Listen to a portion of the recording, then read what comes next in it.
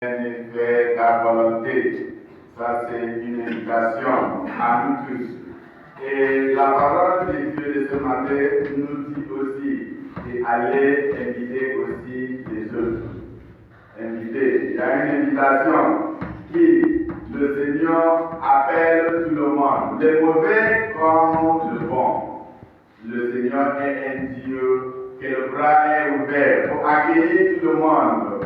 Pour accueillir tout le monde, un Dieu de miséricorde. Mais, même si c'est un Dieu de miséricorde, il faut aussi reconnaître que dans l'Évangile, il y a un homme qui est venu, mais qui n'a pas porté la vie qu'il faut. Et le Seigneur dit, mais comment toi tu es rentré ici? Nous aussi, on nous appelle tous, mais voilà pourquoi on doit préparer. Souvent, la préparation, pourquoi que ça soit. Voilà, quand on parle de noces, la fête, quand on parle, c'est comme le royaume, dans le royaume des cieux. Il y a tout ce que nous avons besoin. Il y a tout, le Seigneur nous appelle. Et chaque fois que nous venons à la messe, la dernière fois je disais que la messe, la Sainte Messe, c'est la plus grande prière. Quand il y a la messe, vous êtes vraiment à nous tous à l'intérieur. Parce que là, il y a la table de la parole, il y a la table de l'Eucharistie.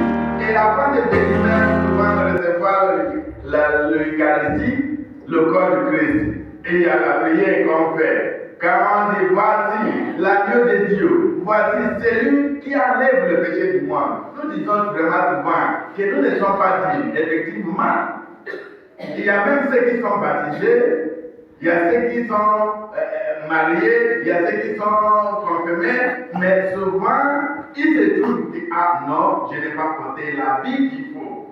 Il faudrait que j'aille d'abord me confesser. L'habit qu'il faut, c'est là cet habit que le Seigneur dit, mais toi, moi, l'habit là, c'est pas ce que tu devrais porter. Donc, il faut qu'on t'enlève, il faut que tu quittes ici. Et souvent, quand on répond ici, je ne suis pas digne, Seigneur, de te recevoir. C'est une manière de dire que personne n'est même pas digne.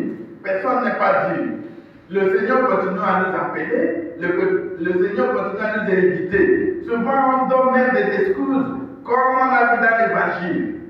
On donne les excuses. On dit, ah non, je dois faire ceci d'abord, je dois m'occuper de ceci d'abord, je dois mais le Seigneur, toi qui es déjà goûtez et voyez que le Seigneur est bon. Toi qui es déjà goûté, tu sais ce qui est les bonnes choses. Tu viens, tu reçois la communion, le corps de Christ chaque jour. Maintenant, c'est à toi et c'est à moi d'aller maintenant inviter les autres. Si toi, tu as goûté et tu sais que le Seigneur est bon, pourquoi pas de ne pas inviter les autres? Alors, j'aimerais essayer. Comment inviter les autres? Comment inviter les autres? Tu peux même inviter les autres sans beaucoup parler. Tu peux même inviter les autres sans dire des paroles le matin jusqu'à le soir, à travers de tes comportements, à travers de ta manière de faire, à travers des conseils que tu donnes aux autres. C'est ça l'invitation. Tu peux aller quelque part, tu parles, tu prêches, et à travers de tes paroles, les gens sentent, les gens sont touchés. Tu vas quitter là-bas, tu attends que presque 5000 personnes sont converties à travers de ce que tu dis, à travers de ta manière de parler. Et inviter les gens, il faut toujours accompagner les gens. C'est toi en accompagnant qui dois savoir que la vie que celui-là a apportée n'est pas bonne. C'est le comportement de celui-là. Tu peux lui dire, mais mon frère, ma soeur, ta manière de faire, ça là, c'est pas trop bon. Avant qu'il vienne à l'annonce, avant qu'il vienne, avant qu'il rentre, c'est-à-dire, même quand il va commencer avec les choses publiquement, au moins toi, tu as déjà dit. L'invitation, toi et moi, comme chrétiens, nous disons que nous sommes des chrétiens, à travers de nos manières de faire les choses. Les gens vont dire effectivement ça. Il ne faut pas être quelqu'un qui dit non, mais si c'est à cause de si c'est les gens là que je vois, vraiment j'ai préféré de prier à l'église. C'est aussi des bonnes paroles à dire.